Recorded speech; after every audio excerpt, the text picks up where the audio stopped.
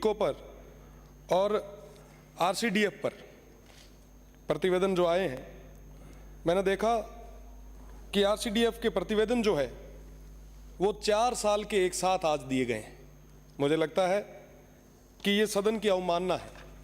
प्रतिवर्ष जो ऑडिट और प्रतिवेदन जो दिए जाने थे वो समय रहते दें तो कई सारी चीज़ें हो सकती हैं।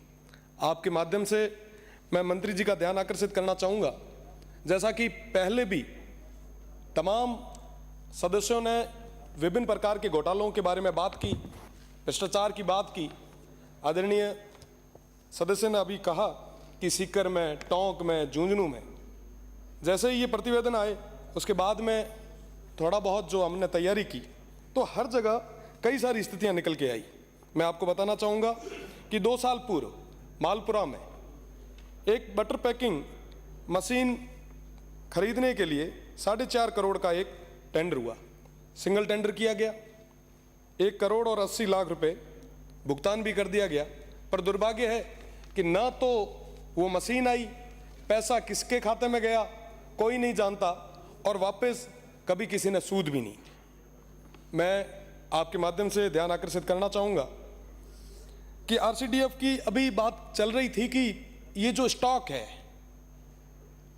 दूध का, पाउडर का, लगभग 14,000 टन घी का, ये इतना स्टॉक पड़ा है, इसका क्या करेंगे?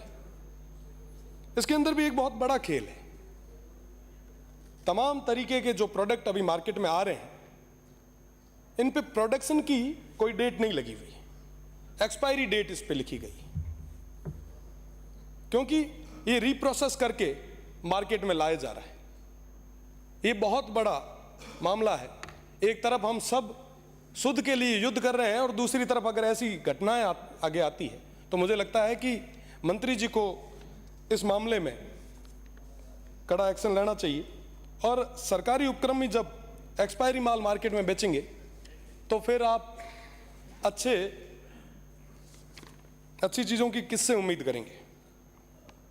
आज के समय में जेएलएन मार्ग पर मैंने एक ही डेयरी का इतना बड़ा वो स्टॉक देखा है, इतना बड़ा वो शोरूम टाइप का देखा है। हमारे वहाँ नहीं है साहब, पशुधन सबसे ज़्यादा है, पर डेयरी के मामले में हम बहुत पीछे।